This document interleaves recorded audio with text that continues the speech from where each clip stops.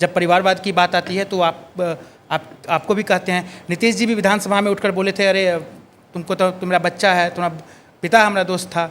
तो ऐसे में आप कैसे डिफेंड कीजिएगा? मेरी भूमिका बहुत स्पष्ट है। मैं पिताजी, मैं हमेशा बोलता हूँ मैं एक्सीडेंटल पॉलिटिक्स में आया हूँ।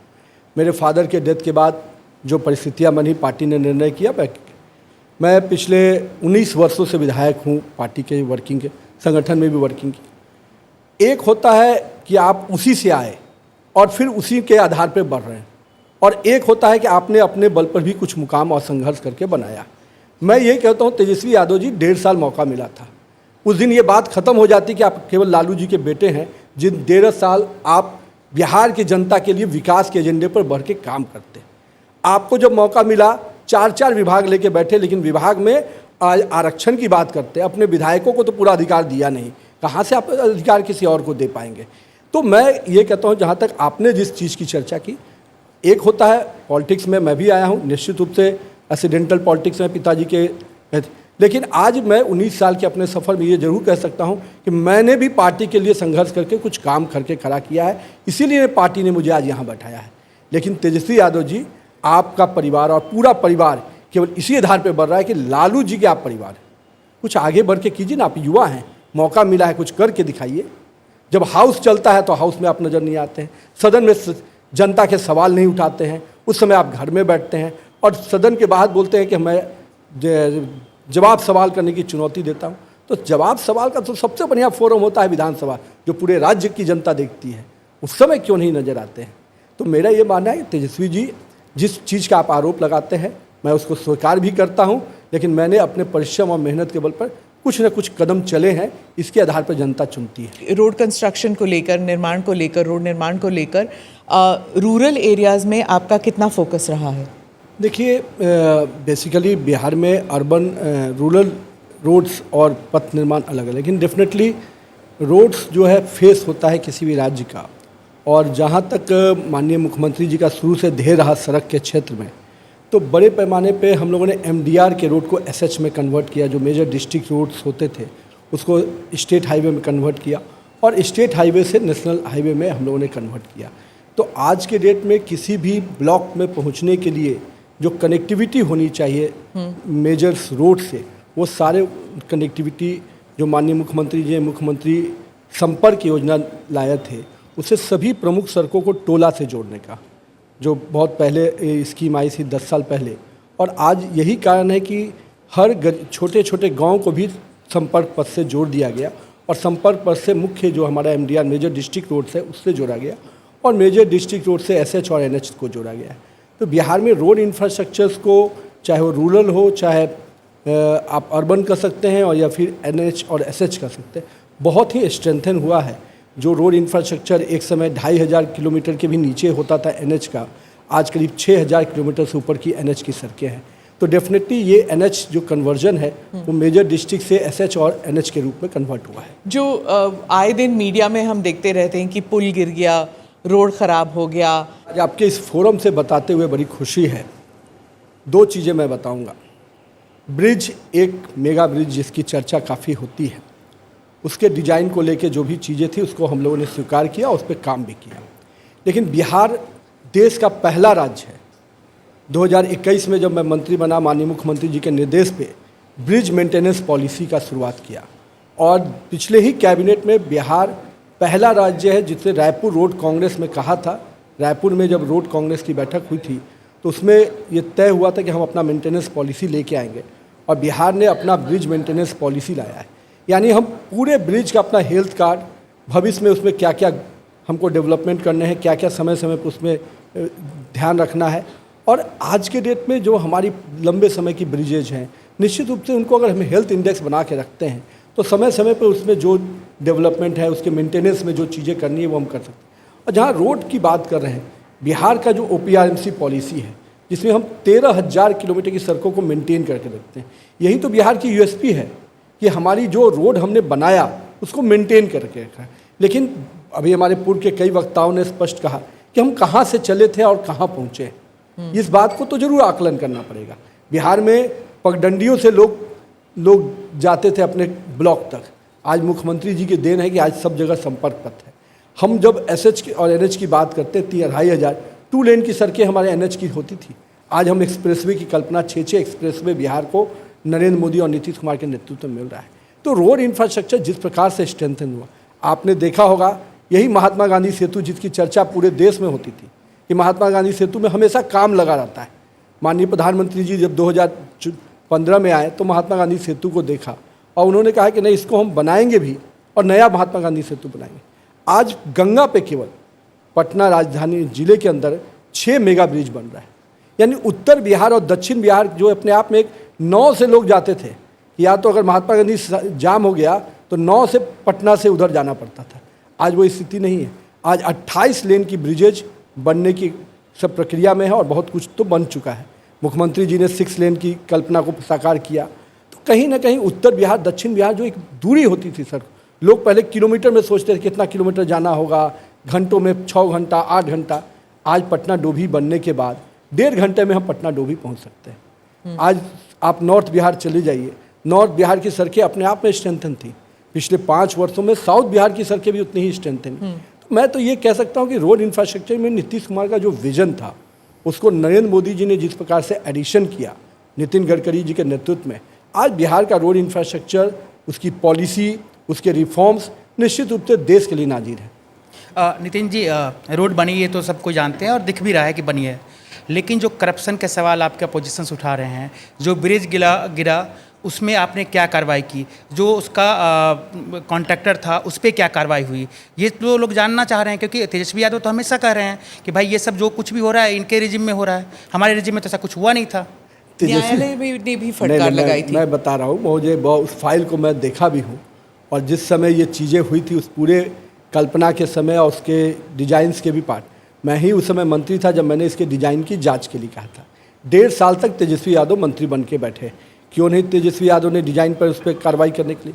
हाई कोर्ट खुद मॉनिटर कर रहा था। हाई कोर्ट ने जो निर्देश दिए, उस निर्देश के आलोक में डिपार्टमेंट ने भी काम किया और डिपार्टमेंट ने उसकी सहमति दी कि डिजाइन के चेंजेज करा के, जो IIT दिल्ली और IIT रुड़की का जो डिजाइंस का बेटिंग होता है, वो बेटिंग करा के हम लोगों ने मंगवाया और अब वो काम शुरू भी हो गया है। तो मेरा ये कहना है कि जो एजेंसी है, एजेंसी को भी स्पष्ट रूप से जो पेनाल्टी होना है कि नहीं, आपको अपने कॉस्ट पे इसको बना के देना होगा, ये नहीं। और जो डिबार के विषय हैं, निश्चित रूप से उसको कोई नया काम नहीं दिया जाएगा जब तक वो हमारे इस काम को कंप्लीट। तो पनिशमेंट तो इसी को कहते हैं ना। और मैं पूछता हूँ तेजस्वी यादव जी से, अगर आपने विभाग की रिव्यू किया होता तो 1.5 साल आपके पास फाइल पड़ा हुआ था, आपने एक लाइन भी उस पर क्यों नहीं लिख पाए? हिम्मत नहीं हुई, या आपने निर्णय लेने की क्षमता नहीं थी, या आप इस चीज़ को सीरियसली नहीं ले रहे थे? बिहार के इंफ्रास्ट्रक्चर को अगर मजबूत करना है तो आगे बढ़ के डिसीजंस लेने होंगे, और ऐसे कोई भी लोग जो अगर दोषी हैं तो निश्चित रूप से उस पर कार्रवाई। लेकिन हमने सस्पेंड किया 3 लोगों को, 3 लोग सस्पेंड हुए पिछले 2 महीने के अंदर। तो मेरा ये कहना है कि जो कार्रवाई करना है कार्रवाई भी करेंगे, और बिहार की प्राथमिकता है, जनता की प्राथमिकता है कि काम हो तो काम भी कराएंगे। लेकिन ये आप मानते हैं कि चिंता का विषय है, क्योंकि हजारों करोड़ों की लागत से आम लोगों के पैसे हैं, इस तरीके से अगर ब्रिज गिर जाएंगे, ठीक है, जांच होती रहेगी। मैं मुकेश जी, मैं बता रहा हूँ, एक ब्रिज की बात आई थी, अगवानी की ब्रिज, जो 2015 में जिसकी डिज़ाइन को लेके विषय बना और बाद में ये 21 में पहली बार गिरा था।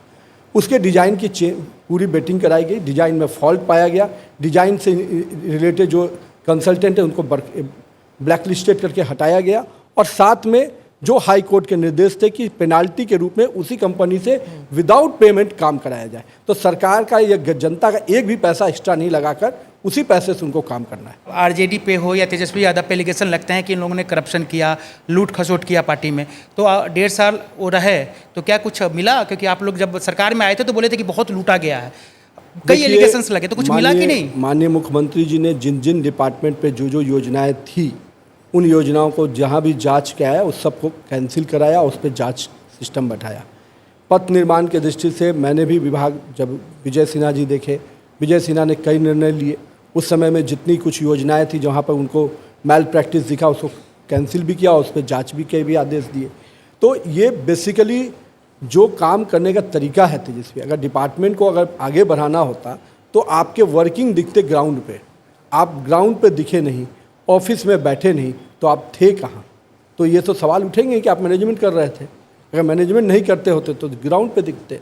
एक सवाल ऑडियंस से लेते हैं, फिर आपके पास आते हैं, बताइए। मेरा नाम सुहाना वर्मा है और मेरा सवाल आपसे ये है कि आप मानते हैं कि बिहार का इंफ्रास्ट्रक्चर अच्छा हो रहा है, लेकिन क्या आप मानते हैं कि सड़क निर्माण में ठेकेदारी व्यवस्था में भ्रष्टाचार एक गंभीर समस्या है और ग्रामीण सड़कों में अक्सर घटिया सामग्री का इस्तेमाल होता है?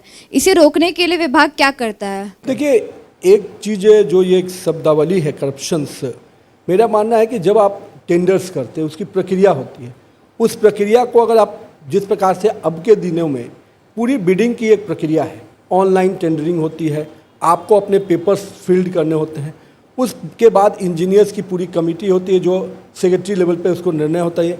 तो मेरा कहना है अब ये चीज़ें मतलब एज ए इंफ्रास्ट्रक्चर डिपार्टमेंट मैं रोड्स की बात कर रहा हूँ, लेकिन ये जो ठेकेदारी वर्ड है ये कहीं ना कहीं मैनिपुलेटेड भी वर्ड है। मेरा ये मानना है कि जो लोग उसमें करते हैं वो पकड़े भी जाते हैं।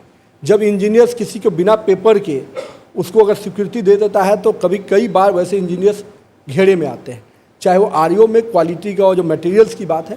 अब धीरे धीरे सभी डिपार्टमेंट में विजिलेंस के भी जो उड़न दस्ता हम लोग बोलते हैं, हर जगह योजनाओं में जब कंप्लेन आता है तो सीधे उड़न दस्ता जाकर उस पर जाँच करता है और फिर कार्रवाई। अभी हम लोगों ने पथ निर्माण में पिछले बार भी जो हम लोग थे तो कंट्रोल एंड कमांड रूम से हम लोगों ने पूरी तरह से हर योजना पे जो पब्लिक ग्रीवांस आते हैं रोड्स के सेक्टर्स में उसको हम डायरेक्ट देखते हैं और उसके बाद उस पर मॉनिटरिंग भी होती है। और कई बार ऐसे जांच के जो बिंदु जो आपने उठाया है सही भी पाए जाते हैं और निश्चित रूप से करवाए जाते हैं, लेकिन ये सतत प्रक्रिया है। अगर हम कह देंगे कि आज 100% प्रूफ हो गया तो ये भी गलत है, और मैं ये कहूँगा कि 100% यही हो रहा है, ऐसा नहीं है। अगर वैसा होता तो क्वालिटी इतनी मेंटेन नहीं होती। एक और सवाल है ऑडियंस का। I am Ayushi Sinha. मेरा सवाल ये है कि मैं एक्चुअली स्टूडेंट हूँ और मैं डेली 20 to 25 किलोमीटर्स ट्रैवल करती हूँ। सो आपके जो लोकल, जैसे सड़क निर्माण की बात कही आपने, तो मैं लोकल सड़कों की बात करना चाहूँगी कि वहाँ पे बिल्कुल लोकल सड़कें तो बिल्कुल ख़राब है, मतलब उसकी व्यवस्था के कारण बहुत सारी दिक्कतें आती है लोकल पीपल को। आपने निर्माण तो करवा दिया हाईवेज एंड ऑल की, बट फिर भी जो लोकल है जहाँ ज़्यादा लोग ट्रैवल करते हैं वहाँ पर तो आपने कुछ ठीक नहीं करवाया। मतलब रोड बनती है टूटती है, बनती है टूटती है, उससे लोकल लोग को बहुत ज़्यादा दिक्कत होती है, व्हीकल प्रॉब्लम्स भी होती है बहुत।